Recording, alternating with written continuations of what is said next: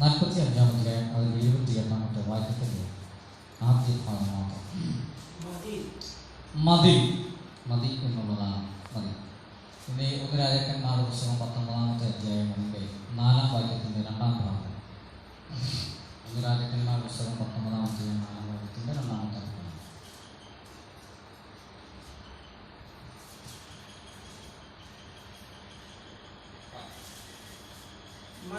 ഇപ്പോൾ മതി.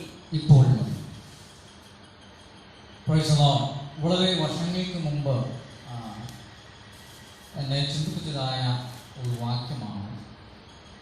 അത് ഇതുവരെ മെസ്സേജ് ഉണ്ടാക്കി വെച്ചെങ്കിൽ ഇതുവരെ സംസാരിക്കാൻ എനിക്ക് കഴിഞ്ഞിട്ടില്ല. എന്നാൽ കഴിഞ്ഞ ദിവസങ്ങളാണ് വീണ്ടും ഞാനൊന്ന് ചകഞ്ഞെടുത്ത് കുറച്ച് കാര്യങ്ങൾ ആഡ് ചെയ്ത് ഒരു മെസ്സേജ് ആക്കുവാൻ ദൈവം സഹായിച്ചത്. നാം ആദ്യം വായിച്ച വേദഭാഗത്തിൻ്റെ സന്ദർഭവും സാഹചര്യവും നമുക്കറിയാം. നമ്മൾ രണ്ടാമത് വായിച്ച വേദഭാഗത്തിൻ്റെ സന്ദർഭവും സാഹചര്യം നമുക്കറിയാം. 1 രാജാക്കന്മാരുടെ പുസ്തകത്തിലേക്ക് വരുമ്പോൾ 19-ാം അധ്യായം അതിൻ്റെ 4-ാം വാക്യത്തിൻ്റെ 2-ാമത്തെ ഭാഗം പറഞ്ഞു ഇപ്പോൾ മതി എന്നുള്ളതാണ്. അതിനർത്ഥം നമുക്ക് രണ്ടായിട്ട് കൽപ്പിക്കുവാൻ കഴിയും. വീണ്ടും സാധ്യതകൾ ഉണ്ട് എന്നുള്ളതാണ്. ഇപ്പോൾ മതി, തൽക്കാലത്തേക്കൊന്നും മതി എന്നുള്ളതാണ്. എന്നാൽ അതിനുശേഷം വീണ്ടും കാര്യങ്ങൾ എന്ത് ചെയ്യാം, മുന്നോട്ട് കൊണ്ടുപോകാം എന്നുള്ളൊരർത്ഥത്തിൽ നമുക്കതിനെ എടുക്കുവാൻ കഴിയും.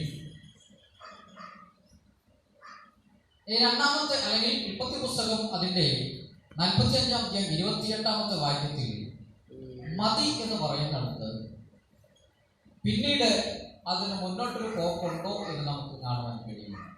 അവിടെ നമുക്ക് തീരുകയാണ്. ഇനി 2 വാക്യങ്ങളെയും ചേർത്ത് നമ്മൾ പഠിച്ചു കഴിഞ്ഞാൽ രാജാക്കന്മാരുടെ പുസ്തകത്തിൽ ഏലിയാവിന്റെ ചരിത്രത്തിലുള്ള ബന്ധത്തിലാണ് കാണുവാൻ കഴിയുന്നത്. ഉൽപ്പത്തി പുസ്തകത്തിൽ യാക്കോബ് എന്ന് പറയുന്ന ഒരു പിതാവിന്റെ വാക്കുകളാണ് നമുക്ക് കാണാൻ കഴിയുന്നത്. രാജാക്കന്മാരുടെ പുസ്തകത്തിൽ പ്രവാചകനായിരിക്കുന്ന ഒരു വ്യക്തിയുടെ വാക്കും ഉൽപ്പത്തി പുസ്തകത്തിൽ ഒരു പിതാവായിരിക്കുന്ന ഒരു സാധാരണ മനുഷ്യൻ എന്ന് നമുക്ക് പറയാൻ കഴിയും. അങ്ങനെയുള്ളതായിരിക്കുന്ന ഒരു വ്യക്തി പറഞ്ഞതായ വാക്കും. ഇനി 2 പേരുടെയും ചരിത്രം പഠിച്ചു കഴിഞ്ഞാൽ ഏകദേശം മരണത്തോടുള്ള ബന്ധത്തിൽ പറഞ്ഞ കാര്യങ്ങൾ തന്നെയാണ്. ജീവിതത്തിന്റെ അവസാനത്തുള്ള ബന്ധത്തിൽ പറഞ്ഞു. ഏലിയ പറയുന്നത് മരിക്കാൻ തയ്യാറായതുകൊണ്ട് പറയുക. യാക്കോബ് പറയുന്നത് മതി എന്ന് പറഞ്ഞാൽ തന്റെ ജീവിതത്തിന്റെ അവസാനമാണ്, ഇനി മുന്നോട്ടില്ല എന്ന് പറഞ്ഞുകൊണ്ട് അവസാനിപ്പിക്കുന്ന ഒരു വേദഭാഗമാണ് യാക്കോബ് പറഞ്ഞിരിക്കുന്നത്.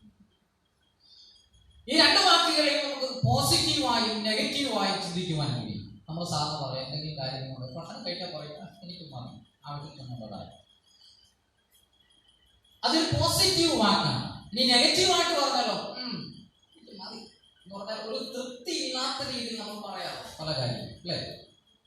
എനിക്കെന്ത് മതി, ഒരു തൃപ്തി ഇല്ലാത്ത രീതിയിൽ നമ്മൾ പറയുന്ന ചില വാക്കുകൾ എന്ന് പറഞ്ഞാൽ ഇന്ന് നമ്മൾ നോക്കുക, ഇന്നത്തെ ദിവസം നമ്മൾ എടുത്തു കഴിഞ്ഞാൽ എത്രയോ പ്രാവശ്യം മതി എന്ന് പറഞ്ഞ വാക്കിൽ പറഞ്ഞിട്ടുണ്ടാവും.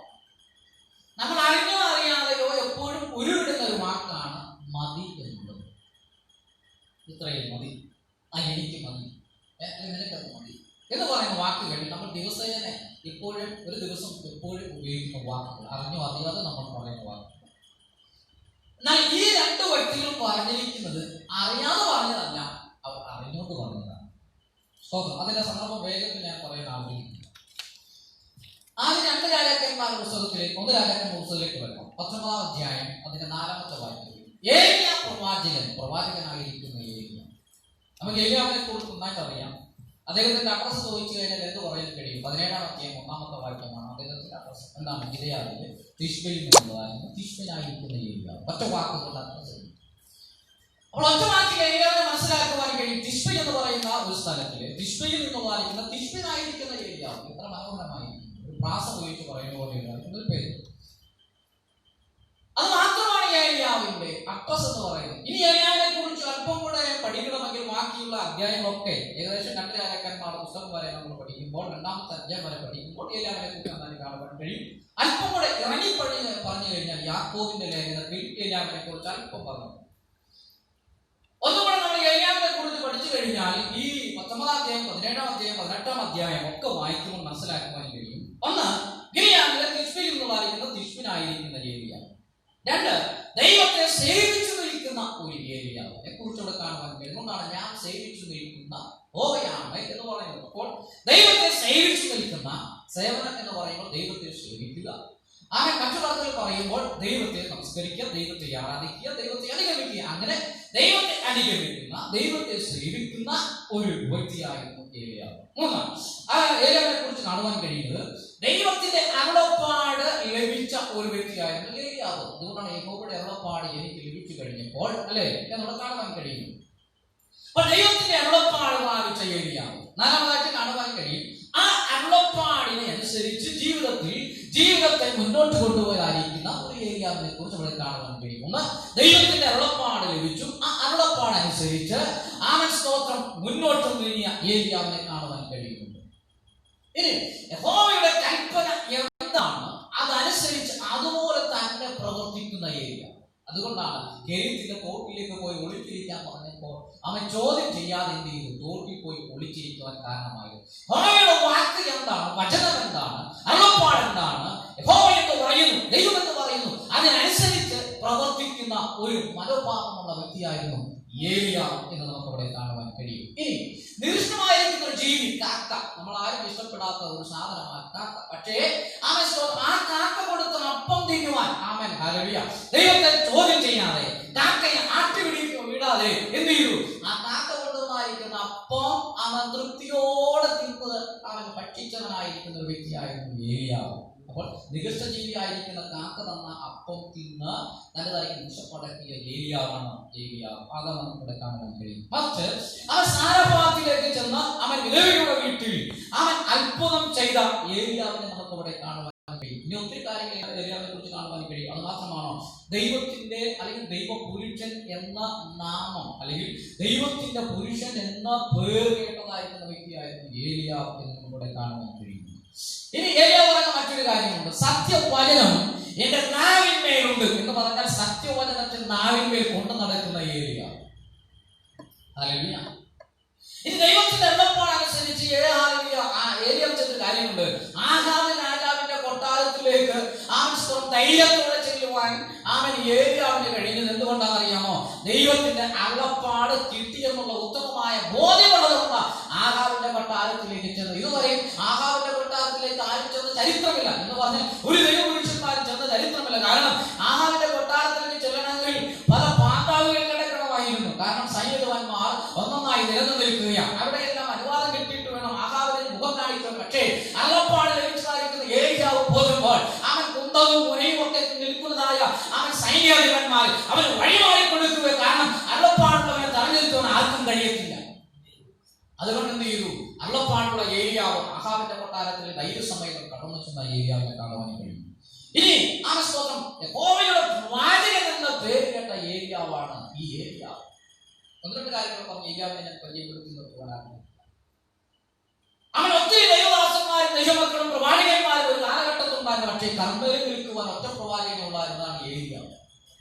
ദൈവത്തിന്റെ ആ പക്ഷത്ത് നിൽക്കുവാൻ, ദൈവത്തിന് വേണ്ടി നിൽക്കുവാൻ, വിശുദ്ധിയിൽ നിൽക്കുവാൻ, ദൈവത്തെ സേവിക്കുവാൻ നിൽക്കുവാൻ ഏകപക്ഷീയമായി ഇതുപോലെ സേച്ചാധിപത്യമെന്ന് പറയാൻ കഴിയും. ആർക്കു വേണ്ടി? ദൈവത്തിന് വേണ്ടി. അങ്ങനെ ഏലിയാവ് കർമ്മയിൽ എന്ത് ചെയ്തു? ഒറ്റയ്ക്ക് യാഗപീഠം പണിത് അവൻ 850 പ്രവാചകന്മാർ വേറെ നിൽക്കുന്നു. പക്ഷേ ദൈവത്തിന്റെ പക്ഷത്ത് നിൽക്കുവാൻ, അവൻ മനസ്സോടെ നിൽക്കുവാൻ, ധൈര്യത്തോടെ നിൽക്കുവാൻ ഇറങ്ങി പുറപ്പെട്ട ഒരു വ്യക്തി ഉണ്ടായിരുന്നുവെങ്കിൽ അത് ഏലിയാവ് മാത്രമേ ഉള്ളായിരുന്നു. ഏലിയാവ് യാഗപീഠം പണിതു. തീർന്നോ? ദൈവത്തോട് ഒറ്റ പ്രാർത്ഥന കർമ്മേലിൽ ദൈവത്തിന്റെ തീയിറങ്ങുവാനിടയായി. അപ്പോൾ അവൻ ആഹാബിന്റെ മുമ്പിൽ അല്ലെങ്കിൽ ഇസ്രായേലിന്റെ ദൂതന്മാരുടെ മുമ്പിൽ, ഇസ്രായേലിന്റെ പ്രവാചകന്മാരുടെ മുമ്പിൽ അവൻ സ്വന്തം എന്ത് ചെയ്തു? ദൈവത്തിന് വേണ്ടി നിന്ന അവൻ സ്വർഗത്തിൽ നിന്നും തീയിറക്കിയതായിരിക്കുന്ന ഏലിയാവിനെയാണ് നമുക്ക് ഇവിടെ കാണുവാൻ കഴിയുന്നത്. മറ്റു കാര്യങ്ങൾ ഞാൻ പറയട്ടെ. ദൈവത്തിന്റെ കരം അവന്റെ മേൽ വന്നു കഴിഞ്ഞപ്പോൾ 40 രാവും പകലും എന്ത് ചെയ്തു? സഞ്ചരിച്ചുകൊണ്ട് ദൈവത്തിന്റെ പർവ്വതമായിരിക്കുന്ന ഓരോളം ചെന്നതായിരിക്കുന്ന ഏലിയാവിനെ നമുക്ക് ഇവിടെ കാണുന്നത്. ഹല്ലേലൂയ. ഇനി യാക്കോബ് പറയുന്ന കാര്യമുണ്ട്. ഇത്രയൊക്കെ ഗുണങ്ങളും ഗണങ്ങളും ഒക്കെ കാര്യങ്ങളുണ്ടെങ്കിലും ഏലിയാവിനെ കുറിച്ച് ഒരൊറ്റ കാര്യമേ യാക്കോബ് പറയുന്നുള്ളൂ. എന്താണെന്നറിയാമോ? നമുക്ക് സമസ്വഭാവമുള്ള മനുഷ്യൻ, നമ്മളെ പോലെ തന്നെ സ്വഭാവമുള്ള മനുഷ്യൻ, നാം ആയിരിക്കുന്ന പോലെ ആയിരിക്കുന്ന ഒരു മനുഷ്യൻ. അവൻ സാധാരണ മനുഷ്യനായിരുന്നു. ആര്? ഏലിയാവ്. പക്ഷേ അവനൊരു ഗുണമുണ്ടായിരുന്നു. അവൻ പ്രാർത്ഥിക്കുന്ന ഒരു മനുഷ്യൻ. അവൻ പ്രാർത്ഥിച്ചാൽ എന്ത് ചെയ്യും? സ്വർഗം ചലിക്കും. അവൻ പ്രാർത്ഥിച്ചില്ലെങ്കിൽ എന്ത് ചെയ്യും? അവൻ പ്രാർത്ഥിച്ചാൽ മഴ പെയ്യും, അവൻ പ്രാർത്ഥിച്ചാൽ മഴ പെയ്യാതിരിക്കും. അതാ ഏലിയാവിന്റെ ഗുണം, അതാണ് സമസ്വഭാവമുള്ളതായിരിക്കുന്ന മനുഷ്യൻ. അതാണ് യാക്കോബ് പറഞ്ഞിരിക്കുന്നത്. സ്തോത്രം. ഇങ്ങനെയൊക്കെ ചെയ്ത ഗുണങ്ങളുള്ളതായിരിക്കുന്ന, എത്രയേറെ പ്രശസ്തിയുള്ളതായിരിക്കുന്ന ഏലിയാവ് അല്ലെ, ഇസ്രായേലിന്റെ ദൂതന്റെ വാക്കിന്റെ മുമ്പിൽ പറയുന്ന ഒരൊറ്റ വാചകമാണ് നമ്മൾ വായിച്ചത്, ഇപ്പോൾ മതി. പറയുവാൻ ഒത്തിരി ഗുണങ്ങളുണ്ടായിരുന്നു, പറയുവാൻ അത്ഭുതത്തിന്റെ പ്രവർത്തികൾ ഉണ്ടായിരുന്നു, ഒറ്റയ്ക്ക് നിന്ന് വീരവാദം മുഴക്കിയിരുന്നു. പക്ഷെ ഇപ്പോൾ ദൈവത്തിന്റെ അരുളപ്പാട് കേട്ടതായിരിക്കുന്ന ഏലിയ പ്രവാചകൻ എന്ത് ചെയ്തു? ഇസ്രായേലിന്റെ വാക്കിന്റെ മുമ്പിൽ, അല്ലെങ്കിൽ ഇസ്രായേലിന്റെ ദൂതന്റെ മുമ്പിൽ എന്ത് ചെയ്തു? അതിന്റെ 19-ാം അധ്യായം അതിന്റെ സ്തോത്രം 2-ാമത്തെ വാക്യം വേഗം ഒന്ന് വായിച്ചു. 19-ന്റെ 2-ാമത്തെ വാക്യം. ഇസ്രായേൽ ഏലിയാവിന്റെ അടുക്കൽ ഒരു ദൂതനെ അയച്ചു, നാളെ ഈ നേരത്ത് ഞാൻ നിന്റെ ജീവനെ അവരിൽ ഒരുത്തന്റെ ജീവനെ പോലെ ആക്കും. ഇസ്രായേൽ ഏലിയാവിന്റെ അടുക്കൽ ഒരു ദൂതനെ അയച്ചു. ദൈവത്തിന്റെ ദൂതനെ പലപ്പോഴും ഏലിയാവിന്റെ അടുക്കൽ അയച്ച് ദൈവത്തിന്റെ അരുളപ്പാടുകൾ അറിയിച്ച് കാര്യങ്ങൾ ചെയ്തതായിരിക്കുന്ന സന്ദർഭങ്ങൾ ഉണ്ടായിരുന്നു, പശ്ചാത്തലങ്ങൾ ഉണ്ടായിരുന്നു. പക്ഷേ ഇപ്പോൾ നോക്കുക, അവൻ ഇസബേൽ എന്ന് പറയുന്ന സ്ത്രീയുടെ ദൂതനെ അയച്ചിട്ട് അവൻ ഏലിയ പ്രവാചകനോട് പറയുക, നാളെ ഈ നേരത്തെ പണ്ട് നീ കർമ്മേലിൽ വെച്ച് ചെയ്തില്ലേ, അതുപോലെ ആക്കിക്കളയും എന്ന് പറഞ്ഞാൽ എന്റെ പ്രവാചകന്മാരെ നീ എങ്ങനെ കൊന്നുവോ അതുപോലെ തന്നെ, അതിൽ ഒരുത്തനെ നീ കൊന്നതുപോലെ തന്നെ അവരെ പോലെ തന്നെ എന്ത് ചെയ്യും, ഞാൻ നിന്നെ കൊന്നു കളയുന്നത് വാക്ക് കേട്ട് കഴിഞ്ഞപ്പോൾ അവൻ ദൈവത്തിന്റെ മുമ്പിൽ നിന്ന ഏലിയ പ്രവാചകൻ ഈ ഇസ്രായേലിന്റെ ദൂതന്റെ മുമ്പിൽ നിന്നിട്ട് ആ വാക്ക് കേട്ട് ഭയന്ന് ഓടി ഓടിച്ച് ചൂരച്ചെടിയുടെ കീഴിൽ കിടന്നിട്ട് പറയുന്നത് വാചകമാ, ഇപ്പോൾ മതി കർത്താവേ. ഞാനിത് പറഞ്ഞു വന്ന സാധനം കഴിഞ്ഞകാല അനുഭവങ്ങളെ വച്ചു നോക്കിയാൽ ഏലിയാവിന് ഇത് പറയേണ്ട യാതൊരു ആവശ്യമുണ്ടായിരുന്നോ? ഇല്ല. ഏലിയാവിന് പറയാൻ തക്കുന്ന യാതൊരു യോഗ്യതയില്ല ഈ വാക്ക്, ഇപ്പോൾ മതി കർത്താവേ എന്ന് പറയുന്നത്. കാരണം ഇതുവരെ ദൈവത്തിന്റെ കരത്തിന്റെ കീഴിലിരുന്നവൻ, ദൈവത്തിന്റെ ചിറകിന്റെ മറവിൽ വസിച്ചിരുന്നവൻ, അവൻ ജനജീവന സംഘടന എന്ന് പറയുന്നത് അത്യുന്നതന്റെ മറവിൽ വസിക്കുകയും സർവശക്തന്റെ കീഴിൽ പാർക്കുകയും ചെയ്യുന്നവൻ, ചിറകിന്റെ മറവിൽ ഇതുവരെ പാർത്തിരുന്നവൻ, അവിടെ നിന്നുകൊണ്ട് ദൈവത്തിന്റെ അരുളപ്പാട് കേട്ടവൻ, അവിടെ നിന്നുകൊണ്ട് ദൈവത്തിന്റെ പരിപോഷണങ്ങൾ അനുഭവിച്ചവൻ, ആ പറയുകയാണ്, ഇപ്പോൾ മതി കർത്താവേ. ദൈവത്തിന്റെ ചിറകിന്റെ മറവിൽ ഇരുന്നിട്ട് ഇപ്പോൾ അവിടെ ഇരിക്കുക, ചൂരച്ചെടിയുടെ കീഴിൽ ഇരിക്കുകയാണ്. ദൈവത്തിന്റെ സന്നിധിയിൽ നിന്ന് അനുഭവിച്ചവൻ ഇപ്പോൾ ചൂരച്ചെടിയുടെ കീഴിൽ ഇരിക്കുകയാണ്. ഞാൻ ഈ ചൂരച്ചെടിയെ കുറിച്ച് പഠിച്ച് എനിക്ക് വളരെ സന്തോഷം തോന്നി. ഈ ചൂരച്ചെടിക്ക് എത്രയൊക്കെ പ്രത്യേകതകളുണ്ടെന്ന് ഇപ്പോൾ മനസ്സിലായി. ഇത് മരുഭൂമിയിലാണ് വളരുന്നത്. ആ സ്തോത്രം ചൂരച്ചെടിയെ സസ്യ കുടുംബത്തിന്റെ പച്ചക്കാനം എന്ന് പറഞ്ഞിരിക്കുന്നത്. ആ പച്ചക്കാനം എന്ന് പറഞ്ഞാൽ എനിക്ക് അത് അർത്ഥം അറിയില്ല, ഞാൻ അതുപോലെ എഴുതി വെച്ചു. ഞാൻ അതിന് ഇംഗ്ലീഷ് നോക്കിയിട്ടും അതിന് പ്രത്യേക വാക്കുകളൊന്നും കാണുവാൻ കഴിയും. അതിന്റെ പച്ചക്കാനം എന്ന് പറയുന്നത് അതിന്റെ ഏതെങ്കിലും പ്രധാനപ്പെട്ട സസ്യങ്ങളിൽ പ്രധാനപ്പെട്ട ഒരു സസ്യം എന്നാണ് ഓർത്തിരിക്കുന്നത്. അതാണ് പച്ചക്കാരം എന്ന് പറഞ്ഞത്. ഇത് ചൂടുള്ള പ്രദേശങ്ങളിലാണ് ധാരാളം വളരുന്നത്. ഇത് സൗരഭ്യവാസനായിരിക്കുന്ന ഒന്നാണ് എന്ന് പറഞ്ഞാൽ ഇതിന്റെ എണ്ണ എടുത്തു കഴിഞ്ഞാൽ, ഇതുകൊണ്ട് എണ്ണ ഉണ്ടാക്കി കഴിഞ്ഞാൽ നല്ല സൗരഭ്യവാസന.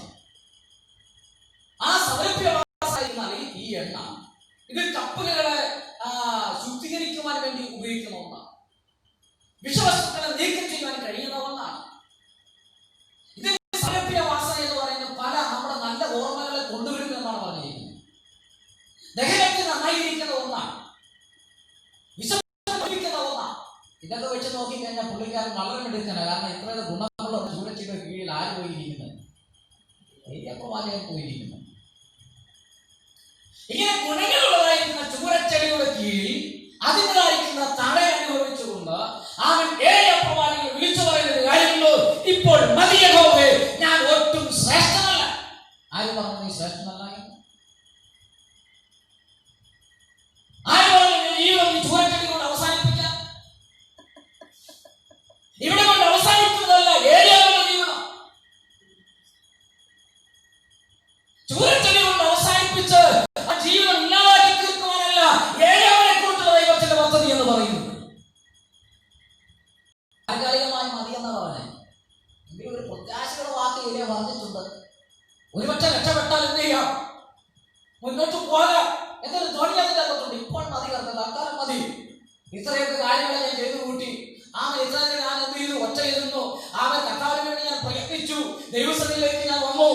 സകലവും വിട്ടിറങ്ങി ദൈവനാമത്തിന് വേണ്ടി നിൽക്കാൻ ശ്രമിച്ചു. പക്ഷേ ചില വാക്കിന്റെ മുമ്പിൽ, ചില വ്യക്തികളുടെ വാക്കിന്റെ മുമ്പിൽ ജീവൻ അവസാനിപ്പിക്കുവാൻ വേണ്ടി ഇറങ്ങി തിരിച്ചുവെങ്കിൽ, ചൂരച്ചെടിയുടെ കീഴിരുന്നുകൊണ്ട് മതിയെന്ന് പറഞ്ഞുവെങ്കിൽ, ദൈവം പറയുകയാണ്, ഇല്ല ഏലിയാവ്, നിന്നെ കൊണ്ട് ദൈവത്തിന് ചില കാര്യങ്ങളോട് ആവശ്യമുണ്ട്, ജയിക്കുവാൻ ദൈവത്തിന് കഴിയുന്നു. അവിടെ ഏലിയാവ് അങ്ങനെ പറഞ്ഞെങ്കിലും ദൈവത്തിന്റെ ആ വാക്ക്, ദൈവത്തിന്റെ വചനം ഏലിയാവിനെ കുറിച്ച് കാണുവാൻ കഴിയുന്നത് ഇങ്ങനെയാണ്. സ്തോത്രം, ഹല്ലേലൂയ. 3 കാര്യങ്ങൾ ആ വാക്കിനനുസരിച്ച് ദൈവം കൊടുക്കുന്നുണ്ട്. ഒന്ന് നമുക്കിവിടെ കാണുവാൻ കഴിയും. 19-ാമത്തെ അധ്യായം അതിന്റെ 15-ാമത്തെ വാക്യങ്ങളിലേക്ക് വരുമ്പോൾ നമുക്കിവിടെ കാണുവാൻ കഴിയും. അതിന്റെ സ്തോത്രം, അതിന്റെ 7-ാമത്തെ വാക്യം, 19-ാം അധ്യായം 7-ാമത്തെ വാക്യം. ഞാൻ അവന് ഒരു മനോവിഭ്രമം വരുത്തും. 19-ാം അധ്യായം 7-ാം വാക്യം.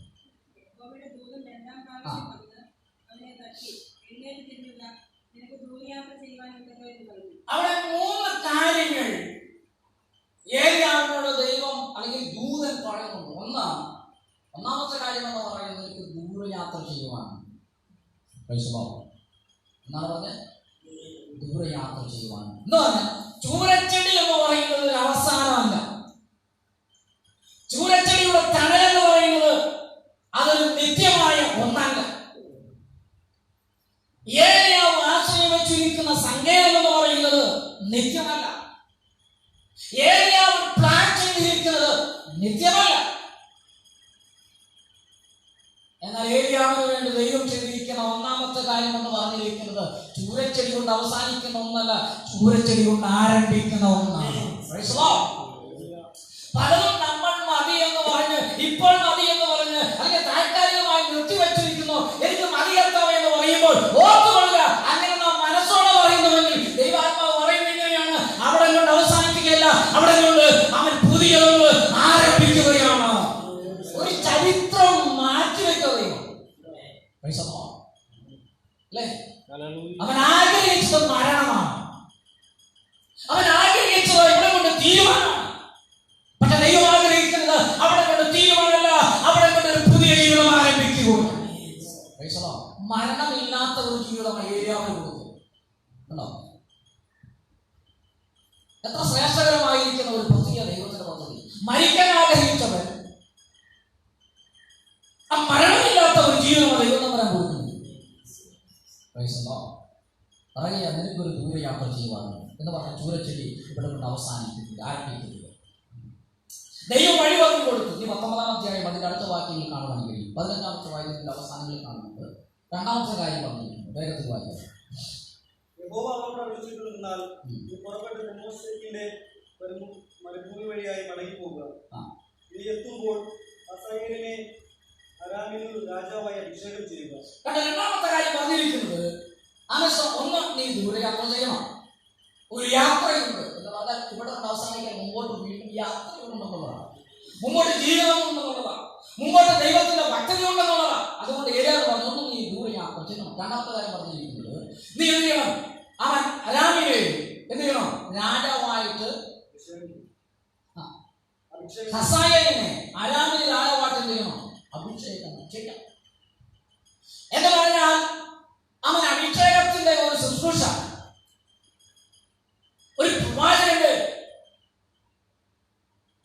കഴിഞ്ഞ നാളുകളിൽ അവൻ ദൈവം ആരെയൊക്കെ ഏൽപ്പിച്ചിരുന്നുവോ അതേ ദൗത്യം തന്നെ അവൻ രാജാവായിട്ട് അഭിഷേകം ചെയ്യുന്നതായ ഉത്തരവാദിത്വം ആർക്ക് കൊടുക്കുകയാണ്? ഏലിയാവിന് കൊടുക്കുകയാണ്. അപ്പോൾ ഇതുവരെ ചെയ്യാത്ത ഒരു ഉത്തരവാദിത്വം, ഇതുവരെ ചെയ്യാത്ത ഒരു പുതിയ കാര്യം, ഇതുവരെ ചെയ്യാത്തതായ ഒരു നല്ല കാര്യം, ഇതുവരെ അവസരം ചെയ്യാൻ യാതൊരു എക്സ്പീരിയൻസും ഇല്ലാത്ത ഒരു പുതിയ കാര്യത്തിലേക്ക് ഏലിയാവിനെ കൊണ്ടെത്തിക്കുക. നീ എന്ത് ചെയ്യണം? അഭിഷേകം ചെയ്യണം. ആരെ അഭിഷേകം ചെയ്യണം? രാജാവിനെ അഭിഷേകം ചെയ്യണം. ഇത് ആർക്കും ഒന്ന് എപ്പോഴും കിട്ടുന്ന ഒരു സന്ദർഭമല്ല, ആർക്കും അങ്ങനെ ലഭിക്കുന്ന ഒന്നല്ല.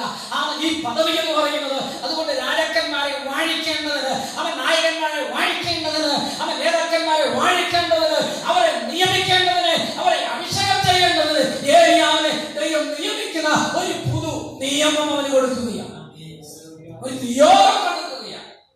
മൂന്നാമത്തെ കാര്യം ഞാൻ വേഗത്തിൽ പറയാം. അതിന്റെ 16ന്റെ അവസാനം 16 അവസാനമാണ്. എലീശയെ നിനക്ക് പകരം പ്രവാചകനായിട്ട് അഭിഷേകം നിനക്ക് പകരമായിട്ട് എന്ത് ചെയ്യണം? അഭിഷേകം ചെയ്യണം. മൂന്നാമത്തെ കാര്യമാണ്. ഈ 3 കാര്യങ്ങളാണ് അവൻ പറഞ്ഞിരിക്കുന്നത്. ഒന്ന്, അവൻ നിനക്കൊരു ദൂരയാത്രയുണ്ട്. 2, രാജാവായിട്ട് അഭിഷേകം ചെയ്യണം. മൂന്നാമത്തെ കാര്യം എന്ന് പറയുന്നത് പ്രവാചകനായിട്ട് ഒരുവനെ അഭിഷേകം ചെയ്യണം എന്ന് പറഞ്ഞാൽ നിനക്ക് നിന്റെ കാലശേഷം എന്ത് ചെയ്യണം? ദൈവത്തെ സേവിക്കേണ്ടതിന്, ഈ ജനത്തെ നയിക്കേണ്ടതിന്, സത്യം പറഞ്ഞു കൊടുക്കേണ്ടതിന്, അവൻ ദൈവസഭയെ നിലനിർത്തേണ്ടതിന്, അവൻ വരും തലമുറയെ ദൈവത്തിലേക്ക് നയിക്കേണ്ടതിന് ആവശ്യം നീ എനിക്ക് പകരമായിട്ട് ഒരുവനെ അഭിഷേകം ചെയ്യണം. ആരെ? എലീശായെ അഭിഷേകം ചെയ്യണം. എലീശായെ അഭിഷേകം ചെയ്യണം, പ്രവാചകനായിട്ട് അഭിഷേകം ചെയ്യണമെന്ന് പറയുമ്പോഴും ദൈവം എലീശായെ കണ്ടെത്തിയെങ്കിലും, അല്ലെങ്കിൽ ദൈവം എലീശായുടെ പേര് പറഞ്ഞെങ്കിലും, ഒത്തിരി എലീശാമാർ ആ കാലഘട്ടത്തിൽ ഉണ്ടായിരുന്നുവെങ്കിലും അവൻ കണ്ടുപിടിക്കേണ്ട ചുമതല ആർക്ക് കൊടുത്തു? ഏലിയാവിന് കൊടുത്തു. ഏലിയാവിനെ കണ്ടെത്തി അവനെ അഭിഷേകം ചെയ്ത് അവിടെ കാണുവാൻ കഴിയുന്നുണ്ട്. അപ്പോൾ ഇപ്പോൾ മതി യഹോവ എന്ന് പറഞ്ഞവനെ കൊണ്ട് തമ്പരം ചെയ്ത കാര്യം കണ്ടെത്തുകയാണ്. ചൂരച്ചെടിയുടെ കീഴിൽ കിടന്നുകൊണ്ട് അവൻ ജീവിതം അവസാനിപ്പിക്കുവാൻ ശ്രമിക്കുമ്പോൾ, അവൻ ഇല്ലാതാക്കുവാൻ ശ്രമിക്കുമ്പോൾ, അവൻ ദൈവത്തിന്റെ ദൂതനെ അയച്ചിട്ട് പറയുക, ഇല്ല ഏലിയാവ്, നീ ഇവിടെ കിടക്കേണ്ടവനല്ല, താൽക്കാലികമായി ഇവിടെ മരിക്കേണ്ടവനല്ല, മരണമില്ലാത്ത ജീവിതം നിനക്ക് തരുവാൻ ദൈവത്തിന് പദ്ധതി കൊണ്ടതുകൊണ്ട് അവൻ ദൂതനെ അയച്ച് അവനെ തട്ടി ഉണർത്തി കൊണ്ടുപോകുകയാണ്. മരണമില്ലാത്ത ഒരു ജീവിതം നയിക്കേണ്ടത്. അങ്ങനെ മരിച്ചു പോയിരുന്നെങ്കിൽ നമ്മൾ ഏലിയാവ് എവിടെ ചെന്നാനെ? നിത്യ നരകത്തിൽ പോയത്. താൻ ചെയ്ത പ്രവൃത്തിയെല്ലാം 19 കൊണ്ട് അവസാനിക്കും. അവൻ ജീവിതം ഈ ലോകം കൊണ്ട് അവസാനിക്കുമായിരുന്നു, ചൂരച്ചെടി കൊണ്ട് അവസാനിക്കുമായിരുന്നു. പക്ഷേ അവൻ ചൂരച്ചെടിയിൽ നിന്നും വീണ്ടും ഒരു ഉയർത്തെഴുന്നേൽപ്പിച്ചുകൊണ്ട് അവൻ നിത്യജീവൻ ഏലിയാവിന് പ്രദാനം ചെയ്യും. ഏലിയാവ് ചൂരച്ചെടി കൊണ്ട് മരിച്ചിരുന്നുവെങ്കിൽ അവൻ പുതിയ നിയമത്തിലേക്ക് വരുമ്പോൾ അവൻ നമ്മുടെ മരുരൂപം മലയിൽ വെച്ച് ഏലിയാവും മോശയും എന്ത് ചെയ്തു? പ്രത്യക്ഷനായി എന്നാണ് അല്ലേ യേശുവിനോട് കൂടെ. അങ്ങനെ ആയിരുന്നെങ്കിൽ ഏലിയാവ് അന്ന് മരിച്ചതിൽ ആര് നിൽക്കുമായിരുന്നു? ദൈവം വേറെ ആളെ തെരഞ്ഞെടുക്കുന്നത് ശരിയാണ്. പക്ഷെ ദൈവത്തിന്റെ പദ്ധതി നോക്കണമേ. അവൻ താൽക്കാലികമായി ഇപ്പോൾ മതി കർത്താവ് എന്ന് പറഞ്ഞ് ഏലിയാവിനെ ഉയർത്തിക്കൊണ്ടുവന്ന് മറുരൂപം മലയിൽ കൊണ്ടു നിർത്തുവാൻ ദൈവത്തിന്റെ പദ്ധതി ഉണ്ടെങ്കിൽ നാം പ്രതീക്ഷിക്കുന്നതോ നാം പറയുന്നതോ ഒന്നുമല്ല ദൈവത്തിന്റെ പദ്ധതി. അതിനപ്പുറമാണ് ദൈവത്തിന്റെ പദ്ധതി, അതിനും വലുതാണ് ദൈവത്തിന്റെ പദ്ധതി എന്ന് പറയുന്നത്. അതുകൊണ്ട് ഇന്നുപോലെ ഒറ്റമാക്കി ഞാൻ പറയാം, ഇപ്പോൾ മതി എന്ന് ദൈവത്തിന് മുൻപാകെ വെറുതെ പറഞ്ഞ് നമ്മുടെ ജീവിതം കുറയ്ക്കരുത്. ദൈവത്തിന് നമ്മെ കുറിച്ച് പദ്ധതിയുണ്ട്, ദൈവത്തിന് നമ്മെ കുറിച്ച് വീണ്ടും വിചാരമുണ്ട്. അന്ന് ചൂരച്ചെടി കണ്ടാച്ചിട്ട് എന്റെ വാസം എന്ന് പറയരുത്. ചൂരച്ചെടിയുടെ തണൽ കാണുമ്പോൾ ഇതാണ് എന്റെ സൗഭാഗ്യം എന്ന് പറയരുത്. അതിനപ്പുറം ഒരു ദീർഘദൂര യാത്ര. വാക്കുകളെ ഞാൻ അവിടെ കൊണ്ട് അവസാനിപ്പിക്കുക. രണ്ടാമത്തെ വേദഭാഗത്തിലേക്ക് വരാൻ ആഗ്രഹിക്കുന്ന 20 പുസ്തകത്തിലേക്ക് വരുമ്പോൾ നാം വായിച്ച വേദഭാഗം ഇങ്ങനെയല്ലേ? മതി. ആ വാക്യം ഒന്ന് പൂർത്തീകരിച്ച് വായിക്കട്ടെ. 20 പുസ്തകം, ഉൽപ്പത്തി പുസ്തകം 45-28 വാക്യം.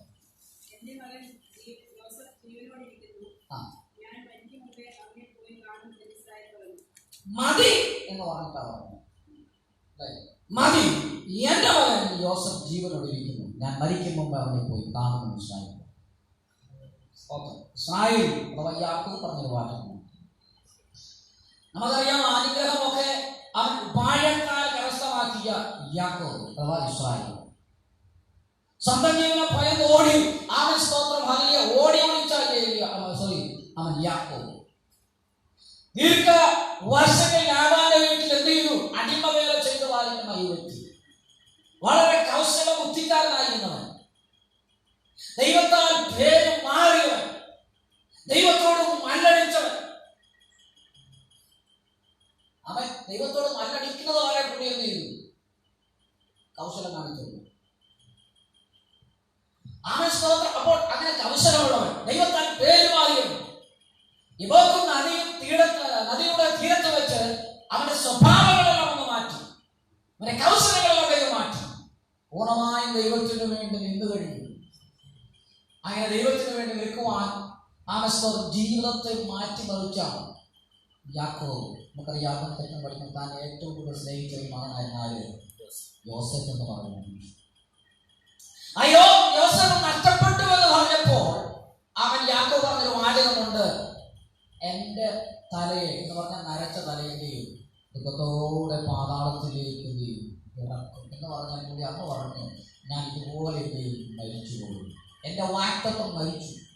ആ യോസേഫ് എന്ന് പറയുന്നത് എന്റെ വാക്തത്വമാണ്, ആ തലമുറ എന്ന് പറയുന്നത് ഒരു വാക്തത്വമാണ്. ദൈവം കൊടുത്തൊരു വെളിപ്പാടുണ്ടായിരുന്നു, ദൈവം കൊടുത്ത ദർശനം ഉണ്ടായിരുന്നു. ആ ദർശനം എന്ത് ചെയ്തു? നഷ്ടപ്പെട്ടു പോയി. അവൻ സ്വരങ്ങൾ വന്ന് പറഞ്ഞു, യോസേഫ് നഷ്ടപ്പെട്ടു, ഏതോ മൃഗം എന്ത് ചെയ്തു? കടിച്ചില്ലെങ്കിൽ അവനെ കൊന്നുകളഞ്ഞു എന്നൊക്കെ പറയുമ്പോൾ യാക്കോബ് പറയുന്നുണ്ട്, എന്റെ ഈ തലയെ, എന്റെ നരച്ച തലയെ എന്ത് ചെയ്യും? ദുഃഖത്തോടെ പാതാളത്തിലേക്ക് ഇറക്കുമെന്ന് പറഞ്ഞ ആ സ്തോത്രം യാക്കോബ് പിന്നീട് യോസേഫ് കൊടുത്തയച്ചതായ ആ രഥങ്ങളെയെല്ലാം കണ്ടു കഴിഞ്ഞപ്പോൾ, യോസേഫ് ജീവനോടെ ഇരിക്കുന്നുവെന്ന് അവൻ കേട്ട് കഴിഞ്ഞപ്പോൾ, വാഴ്ത്തത്വം നഷ്ടപ്പെട്ടിട്ടില്ല, അത് പൂർത്തീകരണത്തിലേക്ക് വരുന്നുവെന്ന് കണ്ടു കഴിഞ്ഞപ്പോൾ, കേട്ട് കഴിഞ്ഞപ്പോൾ യോസേഫ് യാക്കോബ് പറഞ്ഞ കാര്യമാണ്, മതി കർത്താവേ, മതി, എനിക്ക് സന്തോഷമായി, തൃപ്തിയായി.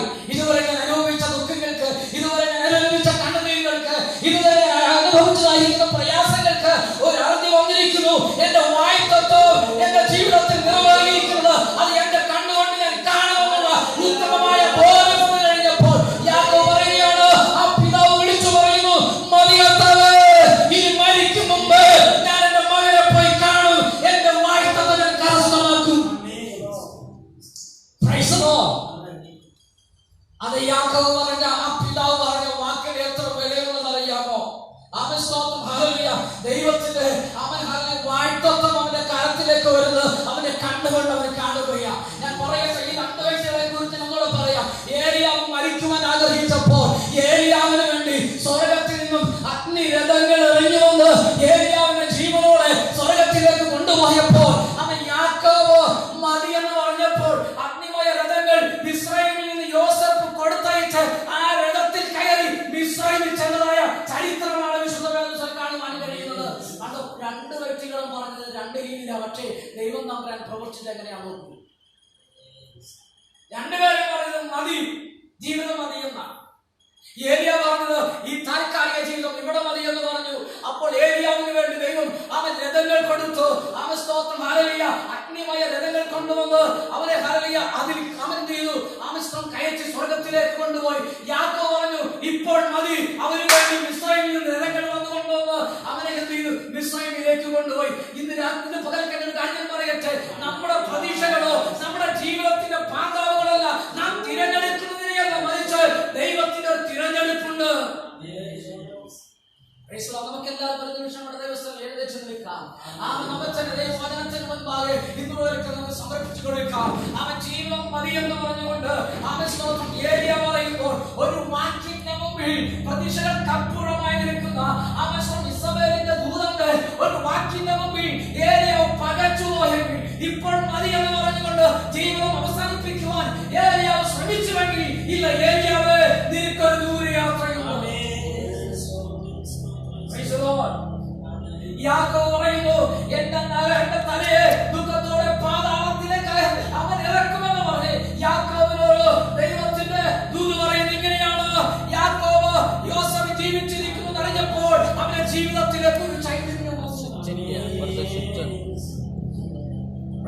ദുഃഖത്തോടെയല്ല യാക്കോബ് മരണമടഞ്ഞു.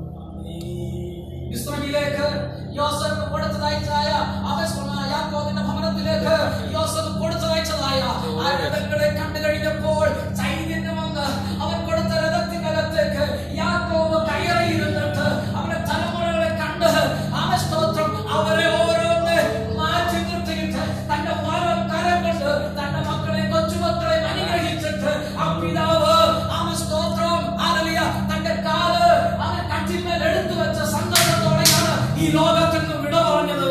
ഇന്ന് പകൽക്കാലം നിന്റെ അവൻ ദുഃഖത്തെ കാണുന്ന ഒരു സ്വർഗമുണ്ട്, നിന്റെ വേദനയെ കാണുന്ന ഒരു സ്വർഗമുണ്ട്, നിന്റെ ഇല്ലായ്മയെ കാണുന്ന ഒരു സ്വർഗമുണ്ട്, നിന്റെ ജീവിതത്തിന്റെ പാതാളങ്ങളെ കാണുന്ന ഒരു സ്വർഗമുണ്ട്.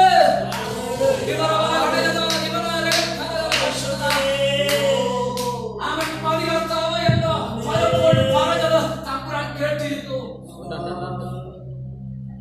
എത്രയോ പ്രാവശ്യം മതി കർത്താവ് ഈ ജീവിതം മതി, ഈ കുടുംബജീവിതം മടുത്തു. ഞാൻ അവൻ എന്റെ ഈ ഭൂമിയിലെ വാസം ഞാൻ മടുത്തു. എന്തിനു കർത്താവ് ഇങ്ങനെ ഒരു ജീവിതം എന്ന് പറഞ്ഞുകൊണ്ട് പലപ്പോഴും ഞാൻ ഉൾപ്പെടെ പല പ്രാവശ്യം പറഞ്ഞിരുന്നു. എന്നാൽ ദൈവവചനം പറയുന്നത്, ഇല്ല ഏലിയാവേ, ഇല്ല യാക്കോബേ, നിനക്ക് വേണ്ടി ദൈവം അവൻ മാറ്റം കരുതിയിരിക്കുകയാ. ഓ, താൽക്കാലികമായ ഒരു മരണത്തെ ആഗ്രഹിച്ചുവെങ്കിൽ ഇന്ന് കാലം ദൈവം ആഗ്രഹിക്കുന്നത് ഒരു നിത്യമായ ജീവിതമാണ്, ഒരു സന്തുഷ്ടതയുടെ ജീവിതമാണ്, ഒരു സൗഭാഗ്യത്തിന്റെ ജീവിതമാണ്. അതാണ് ദൈവം നമ്മളെ കുറിച്ച് ആഗ്രഹിക്കുന്നത്. അതുകൊണ്ട് ദൈവത്തെ സ്തുതിക്കുവാൻ കഴിയട്ടെ. നമ്മുടെ വാക്കുകൾ, നമ്മുടെ ചിന്തകളിൽ നാം ദൈവഭാഗ്യവർക്കാണ് മാറ്റിവെക്കാം. പലപ്പോഴും നാം ഉരുവിട്ട വാചകങ്ങൾ, ദൈവത്തിന് ഹിതമല്ലാത്ത വാക്കുകൾ എന്ന് നമുക്ക് പറഞ്ഞു. ആമിസഭയെ പോലെയുള്ളവരെ പക്ഷേ നമ്മുടെ ജീവിതത്തിൽ കരം നീട്ടുമ്പോൾ ഇന്ന് മുതൽ കരം തട്ടി നമ്മെ ഉണർത്തി എഴുന്നേൽപ്പിക്കുവാൻ ദൈവത്തിന്റെ ദൂതരെയായിട്ടുള്ള സാഹചര്യങ്ങളുമായി വേഗത്തിൽ അടുത്തു വരുന്നുണ്ട്. സാഹചര്യങ്ങൾ പ്രതികൂലമാകുമ്പോൾ നമ്മുടെ കണ്ണിന്റെ മുമ്പിൽ സകലവും മാറി നിൽക്കുമ്പോൾ ഉദാഹരണം കാണുന്നില്ലല്ലോ എന്ന് വിചാരിച്ചിരിക്കുമ്പോൾ ദൈവം തന്റെ ദൂതനെ അവൻ മരണത്തെ മാറ്റി, നമ്മുടെ ഭൗതിക ദുഃഖങ്ങളെ മാറ്റിയിട്ട് അവൻ കയറ്റുന്ന ദിവസങ്ങൾ നമ്മുടെ പ്രതീക്ഷകൾക്കപ്പുറമായി അവൻ നിന്നെ മാനിക്കുന്ന ഒരു ദൈവമുണ്ട്, നമ്മൾ ഉയർത്തുന്ന ഒരു ദൈവമുണ്ട്.